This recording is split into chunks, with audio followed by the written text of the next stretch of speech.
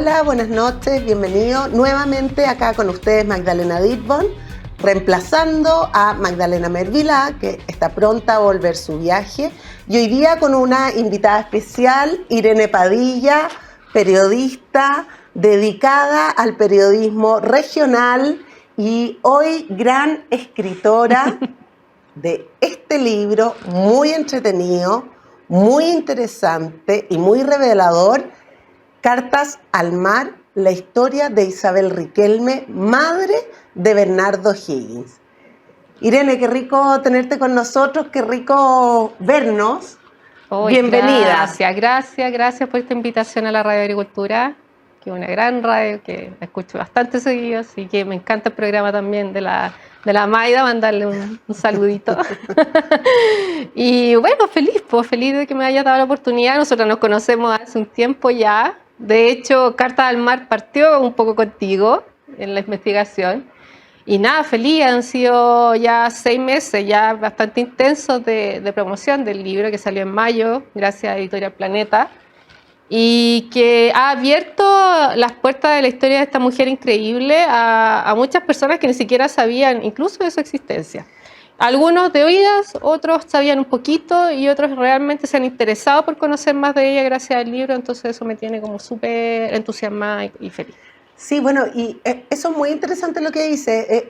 El capítulo anterior, que también estuvimos hablando de otra gran mujer de la historia de Chile, de Mitty Marman, y hoy día vamos a hablar un poco más en profundidad de Isabel Riquelme, conocerla como madre, como una política tras las cartas otras, el biombo, podríamos decir. Es bien interesante porque en el fondo estamos tratando de rescatar todo este papel importante que han tenido las mujeres. En el programa pasado hablamos del siglo XX, del 1900, y ahora nos vamos a ir incluso más atrás. Podríamos decir que Isabel es como una madre fundadora, una mujer fundadora del periodo republicano. Entonces, exacto. ¿Por qué no nos cuentas primero un poco de los papás de Isabel Riquelme? ¿Quién fue ella? ¿Cómo fue su crianza de niño? A ver si nos cuentas un poco. Ella es una representante, yo le llamo un poco una bisagra entre lo que fue la colonia y la república, ¿no? Ella nace durante el siglo XVIII y muere ya con Chile formado como república misma. Entonces eso es muy interesante porque ella vive los dos periodos completos desde la conquista, o sea, desde el poder español hacia el poder de los propios chilenos. Ella nace en Chillán, cuando Chillán era una parte ya de lo que se llamaba ya la frontera del Biobío, ¿cierto? Sí. Cuando en el tiempo del siglo XVIII, que estamos hablando, el tema de la guerra contra los indígenas estaba un poco más amainado, sí. En el sentido de que ya había una especie de, no sé si llamarlo mestizaje, pero ya había como un encuentro ya entre ambas culturas.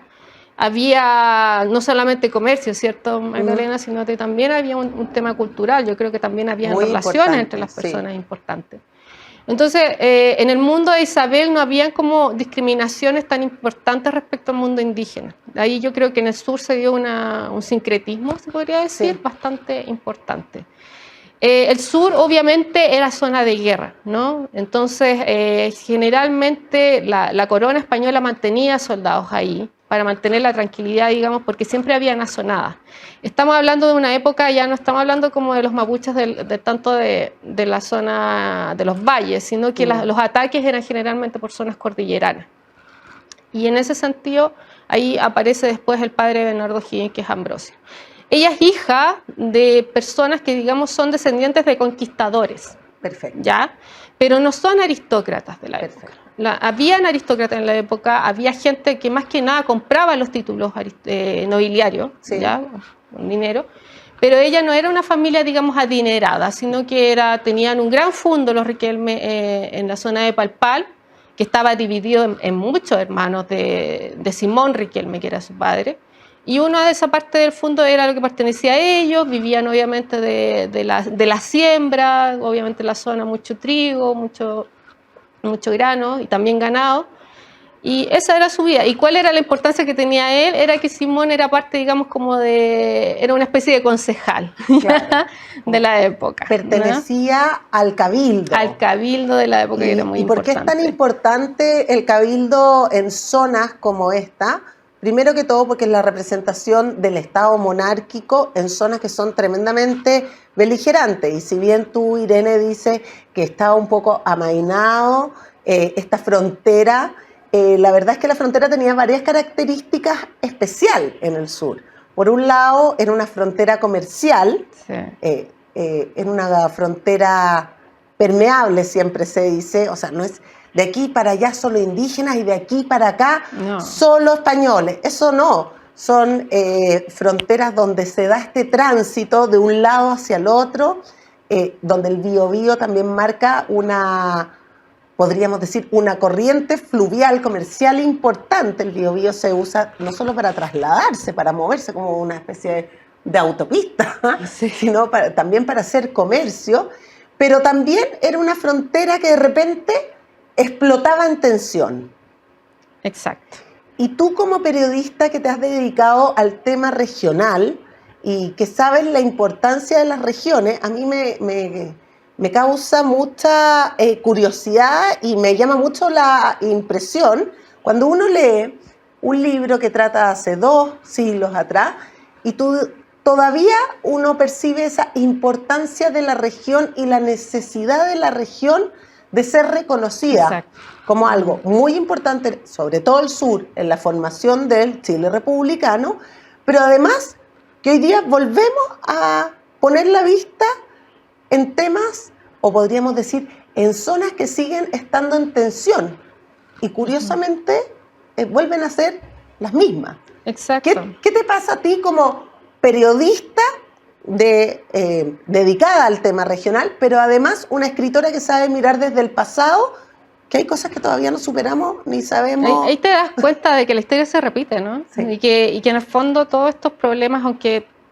no han sido superados totalmente y que se van a seguir repitiendo mientras no sean bien analizados. Obviamente, a mí me llamó, analizando el tema de la independencia, generalmente la vista historiográfica ha estado desde el punto de vista de Santiago, ¿no? Exactamente. Como si todo se hubiera gestado en Santiago, cuando gran parte de las tropas patriotas y gran parte de los caudillos patriotas vinieron desde el sur y también de Coquimbo, del norte. Entonces como que habían pasado un poco, como que la historia arrasó con ellos un poco, ¿no? Y se sabe muy poco de ellos y gracias a la investigación pude conocer a otros caudillos bastante importantes. Y bueno, el gran líder del sur fue Bernardo Higgins, obviamente. ¿Y del norte, por ejemplo? El Guaso Hueras, po. Ya. Grande, San Felipe. Cortito un poquito de él y volvemos al sur. Bueno, Guaso Hueras es uno de los grandes, de los más importantes que hubo, por su audacia. A mí me llamaba la atención, por ejemplo, también está Pedro Arriagada del sur, que era ya un hombre mayor, pero que de todas maneras era un tremendo líder, no solamente de hablar, también en la guerra. Y también el Guaso por su valentía, a pesar de que muere muy joven. Pero lo que me llama la atención es eso, la audacia de estos hombres, que yo creo que ha sido muy poco retratada. Yo creo que la historiografía se fija mucho en el tema político, ¿no? Y sobre todo en los temas de las rencillas políticas entre carreristas y higienistas, pero no se va al punto de la valentía y el perfil humano, ¿no? Y eso es lo que traté, Freire también entre ellos. Sí. Entonces eso es lo que traté de retratar ahí. Y como tú dices, el tema de las regiones es una gran verdad, ¿ya? El tema... Las regiones, cuando yo soy de Santiago, nací en Santiago y me fui hace 10 años a una región. Entonces cuando te vas a una región te das cuenta de que es un mundo completamente distinto y siento que a medida que te vas adentrando más en el sur o en el norte, son completamente, ya estamos hablando de una cultura completamente distinta, ¿ya? Donde las tradiciones están muy arraigadas, ¿ya? Donde se conservan fiestas muy antiguas también de la época de la colonia, donde hay un concepto de... Por ejemplo, yo te quería comentar de la vestimenta. O sea, yo decía, cuando llegué a Puente Alto San Fernando, yo veía que las personas iban con su traje de guaso, sus botas, su poncho, su traje, a hacer un trámite al banco, por decirte algo.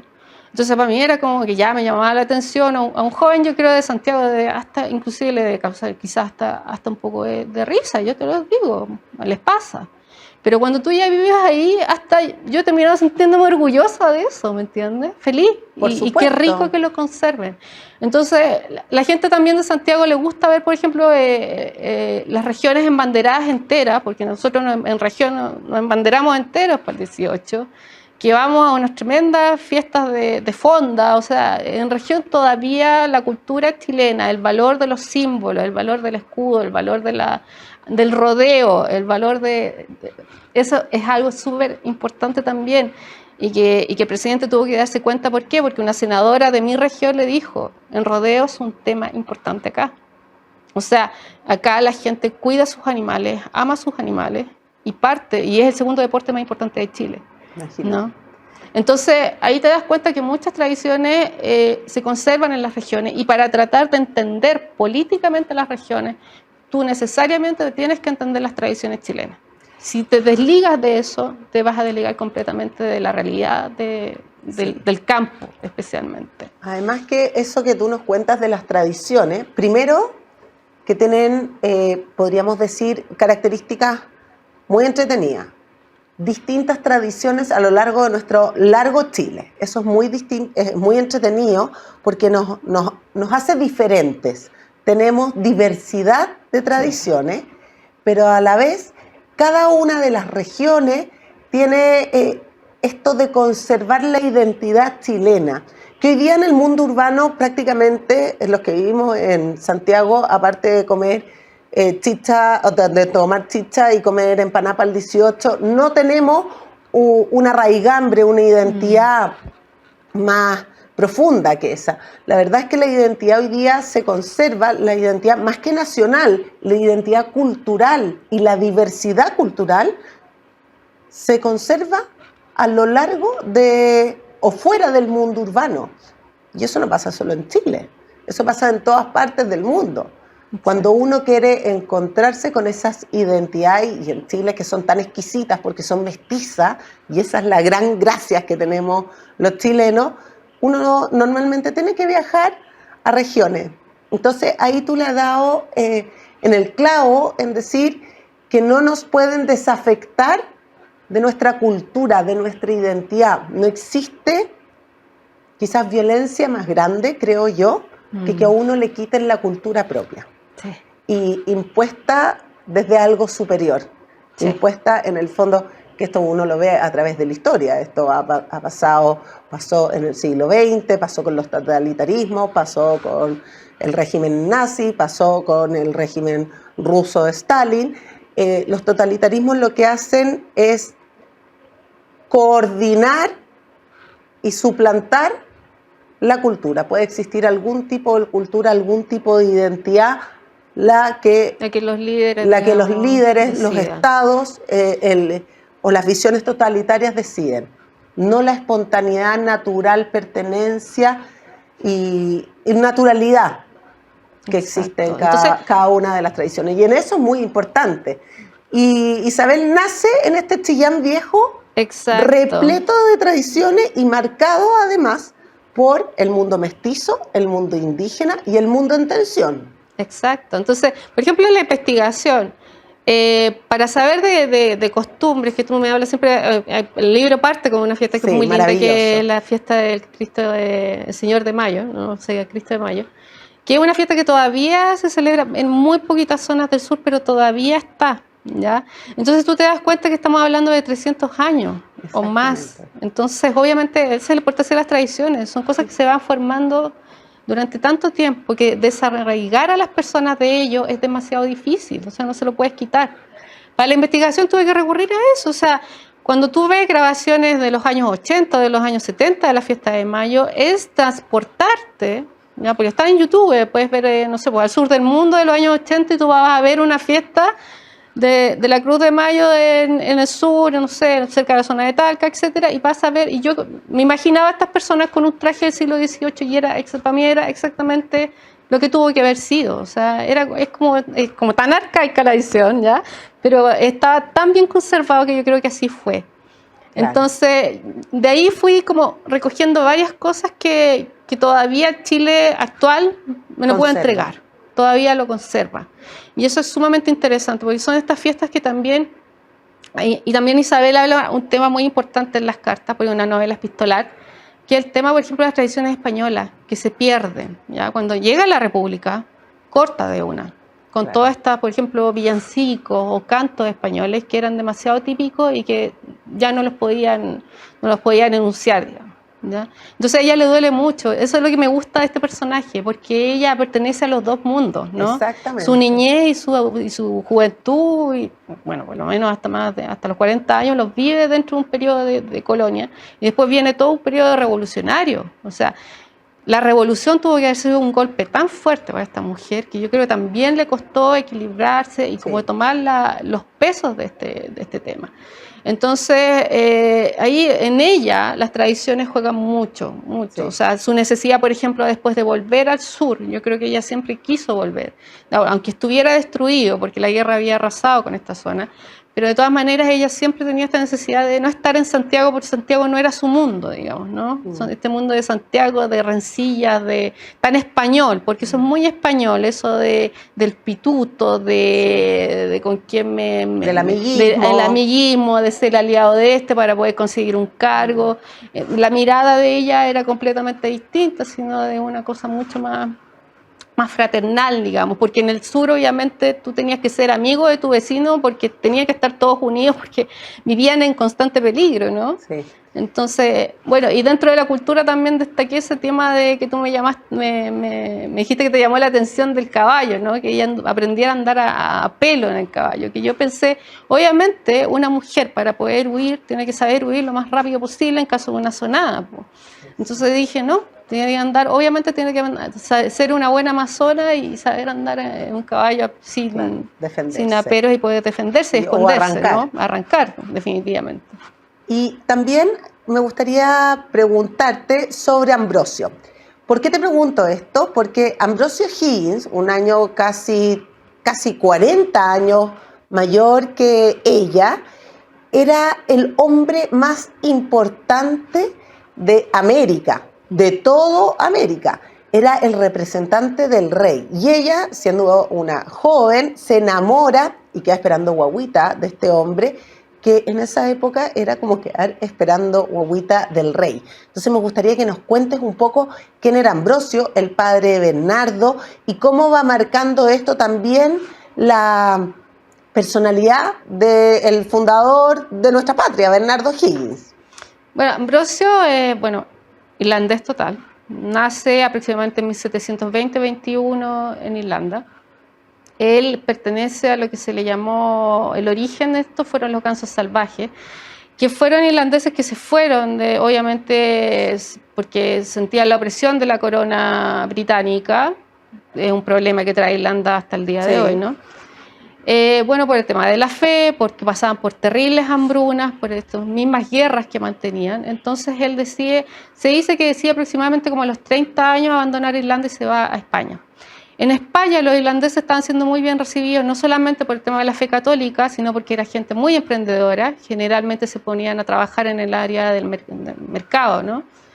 Y el otro tema era el militar, eran muy buenos estrategas, ¿ya? Entonces, en ese sentido, él se destacó mucho. Comienza como comerciante, sus primeros pasos en América fueron como comerciante, y después decide inmiscuirse en el tema de la militar. Y ahí, en ese periodo, como capitán de esta unidad que digamos de dragones de la frontera, es que conoce a Isabel, ¿ya? Bueno, y en el libro sale como la versión... En el libro está maravilloso, porque este libro es una ficción epistolar de cartas que escribe Irene, pero lo lindo que tiene este libro, y aparte de la maravillosa pluma, que está basada en mucha investigación histórica. Entonces es un libro que es muy fiel a las tradiciones, a este mundo de frontera, resuena mucho con lo que está pasando en el sur de Chile hoy día, con estas mujeres que no son escuchadas, con las mujeres que vienen acá, que exigen que se tomen medidas, con el apoyo además que recibe el Estado por parte de gran parte del sur, para llevar a cabo esta gran independencia. Entonces, este es un libro que, si bien es una ficción, y es una ficción de amor sobre todo, tiene varias bases históricas muy consistentes y que nos sirven mucho también para entender no solo la formación de la patria en la que vivimos hoy día, sino cómo resuenan ciertos temas hoy día. Exacto. Bueno, Ambrosio, para seguir un poquito, fue, como te diría, como en el fondo fue un tipo muy ambicioso, muy inteligente. Él entendió que la corona lo que más necesitaba era información de Chile, por lo tanto se transformó en un tremendo geógrafo, Sí. ¿ya? Un experto también en la naturaleza, en la fauna, en la flora, en todo lo que pudiera necesitar la corona, no solamente para el control de las zonas indígenas, sino para el control de las costas, ¿ya? Estábamos en tiempos de guerras importantes, entonces la corona tenía miedo de una invasión inglesa, había relación con ingleses, con barcos ingleses constantes en Talcahuano y al sur, entonces había una necesidad de proteger la zona. Y él siempre se quiso destacar ante el rey como el hombre que más sabía acerca de la protección de, digamos, de las fronteras, ¿ya? Y para esto tenía que conocer muy bien el terreno. Porque el terreno chileno, acuérdense que Chile es uno de los últimos países que se conquista, que nadie quería venir, que es un terreno tremendamente difícil de manejar porque nosotros tenemos solo biomas naturales. Una cordillera gigante, que es un horror cruzarla en esa época, un desierto aplastante, una costa inmensa y por el otro lado los hielos eternos. Exacto. Entonces, primero que todo, poder descifrar este puzzle que era este país asombroso, y por otro lado la desprotección que significa la costa, si nosotros tenemos muchos kilómetros de costa y los piratas llegaban a cada rato. O sea, no solo desembarcaban y producían un comercio ilegal, sino que nos atacaban con cañones. Exacto. Entonces, él lo que necesita primero es recorrer la zona, mapearla, irla asegurando muy bien. Y es aquí donde se enamora. Exacto, porque de esta chiquilla. Él se movía entre Los Ángeles y Santiago, ¿ya? Y Simón Riquelme, como dijimos, era parte del cabildo y tenía como la costumbre de recibir a los jefes militares en su casa, etcétera. Isabel, bueno, ahí está mi historia, ¿no? Sí. La ficción. La historiografía dice que solamente queda embarazada aproximadamente a los 18 años de Ambrosio Higgins y tiene Bernardo. Como tú dices, haber tenido un hijo con este hombre, con Ambrosio Higgins, era un tremendo peso que llevaba ella, ¿ya? Por la importancia que tenía él. O sea, estamos hablando de poder absoluto. Yo creo que ninguno de nosotros, ya formados en democracia, logramos dimensionar lo que es algo así. Estar con un virrey. Exacto. Y Bernardo se transforma en el fondo en un hijo de rey, ¿ya? Y cuando él, obviamente todos sabemos que viaja a Perú, viaja luego a Inglaterra a formarse y vuelve como a los 25 años, y en regreso de Bernardo llama mucho la atención a la gente en el sur y hay una gran necesidad por saber quién es este joven, que no solamente se parece físicamente a quien fue gobernador y virrey, sino que también es tremendamente inteligente y tiene ideas muy innovadoras. Cuando hablo en Carta del Mar, también no solamente hablo del amor que pudo haber de pareja, sino que también el amor filial de madre a hijo. Eso mismo te quería preguntar. Eso es muy importante porque Isabel marcó profundamente al padre de nuestra patria. Sí. Marcó profundamente a Bernardo Higgins. Yo me atrevería a aventurar que lo marcó como mujer, como madre y en la política. Y uno lo ve eso. Quizá ella no es una mujer que está dando lecciones de política o opiniones de política, pero ella a lo largo de la historia, que es una historia turbulenta políticamente, sigue a Bernardo. ¿Nos puedes contar cómo esta mujer marca al padre de nuestra patria y cómo lo notas tú en algunas características fundamentales de Bernardo? Yo creo que el tesón, ella era audaz también, sí. Era muy valiente. Ella lo acompaña en el periodo, digamos, de ya cuando comienza la guerra, ella se hace cargo, digamos, de las haciendas, no solamente de Palpal, de la hacienda de los Riquelme, sino también de las canteras. Entrega pertrechos a los patriotas, se encarga de eso, que era una tremenda labor, que había que tener coligües para poder defenderse, que lo ocupaban como lanza, que había que tener aguardiente y un montón de pertrechos más para mandarlos al norte, más al norte donde estaban las tropas. Le cuesta incluso su libertad. Exactamente, y en ese sentido, cuando los españoles se dan cuenta y atacan las canteras, porque había que obviamente darle en el alma, digamos, a O'Higgins, porque sabían que era muy, muy duro con ellos, ¿no? Había que vengarse, destruyen la hacienda de las canteras completamente, que era una hacienda modelo, preciosa, y obviamente Isabel tiene que huir. Y ahí hay un tema que ella es tomada, a mí me sorprendió mucho durante la investigación que ella la tomaron rehén, ¿ya? Sí. Y estuvo mucho tiempo rehén de los españoles. De hecho, Carrera ayuda a O'Higgins porque tuvo la suerte de haber capturado a la mujer y a las hijas de General Sánchez, que era uno de los generales más importantes de los españoles. Y a pesar de que se hizo la entrega de estas jóvenes y la madre a los españoles, no querían entregar a Isabel. Claro, porque era una moneda de cambio muy importante. Ella estuvo muy mal. Entonces estuvo aproximadamente 6 a 8 meses rehén de los españoles, con las condiciones que eso significaba. O sea, te estoy hablando de mujeres, por ejemplo, como Gertrudis Serrano, que fue la madre de Freire, que fue humillada en público, golpeada en Concepción, digamos, cuando llega Osorio, que era peor que todos los anteriores, ¿no? O sea, las humillaciones que sufre la madre de Freire fueron terribles. Entonces muchas mujeres fueron abusadas, o sea, ¿para qué vamos a hablar de los abusos, violaciones, golpes, humillaciones públicas, etcétera, por ser parte, quizás solamente ser la hermana, la madre, la tía de un patriota, digamos, destacado.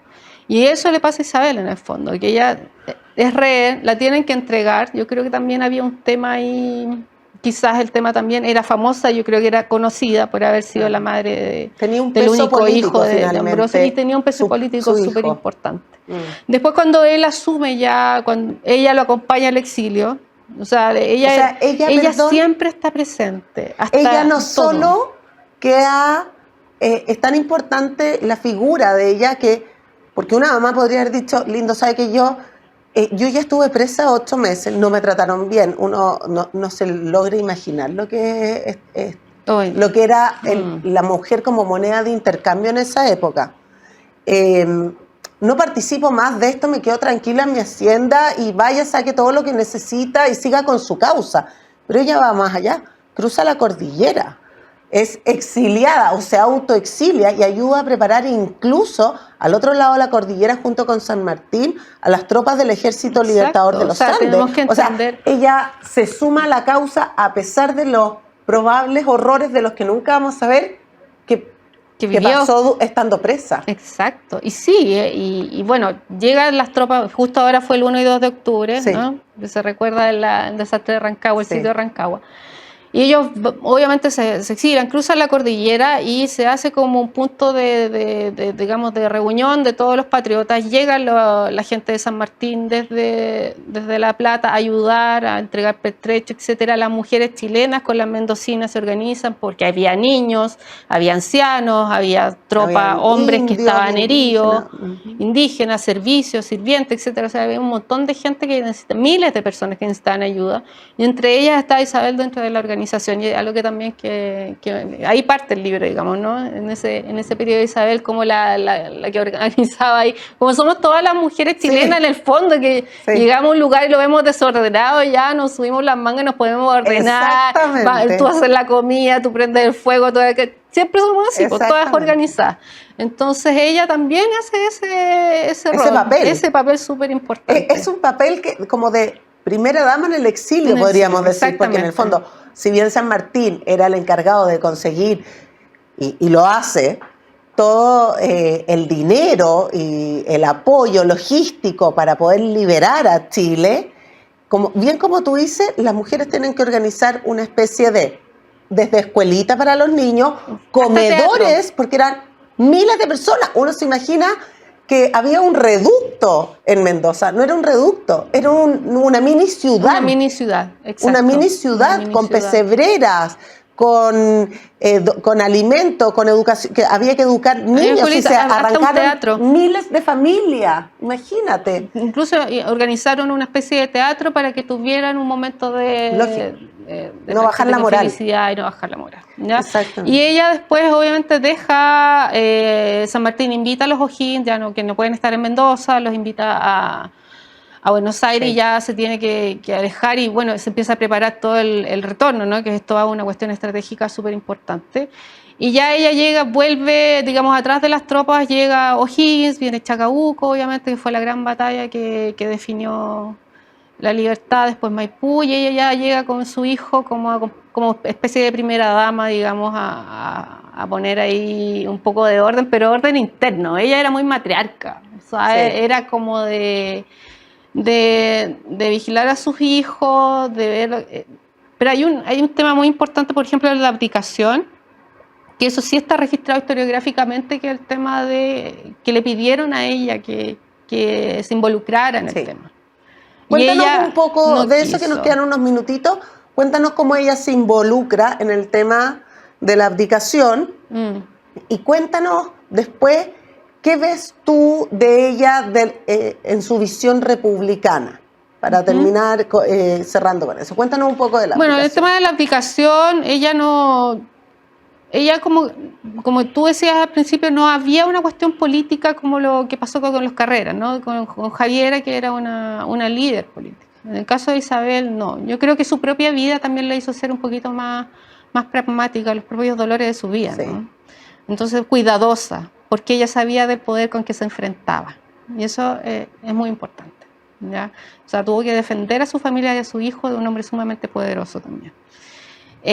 Cuando es el día mismo de la abdicación de O'Higgins, hay registros de que fueran a pedirle a ella que por favor se inmiscuyera y que tratara de convencerlo a él de que no dejara el poder. Pero ella era una convencida de que si él no había cumplido con el rol y él sentía que debía entregar el mando a otra persona porque no lo había hecho bien, debía hacerlo nomás.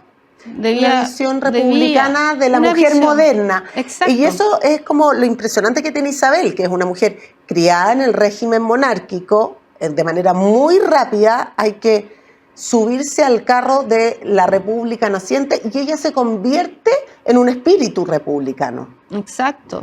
¿Qué papel hoy día tú ves en las mujeres en este rol republicano?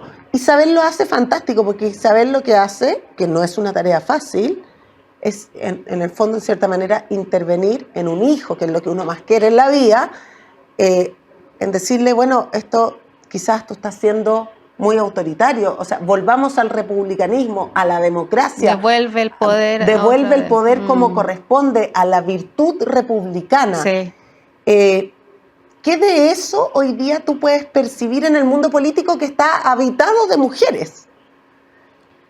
¿O dónde reconoces esas características yo creo que virtuosas republicanas en algunas mujeres, y que finalmente Isabel, por eso yo digo, es una madre fundadora, es la madre fundadora del republicanismo, que se atreve incluso a decirle a su hijo, no te quedes con el poder, porque hay algo superior que es la república? Yo creo que en el mundo político difícil. ¿Difícil lo ves hoy día? Lo veo, sí. Yo creo que fue el propio pueblo chileno que se expresó. Sí. El 4 de septiembre. Sí.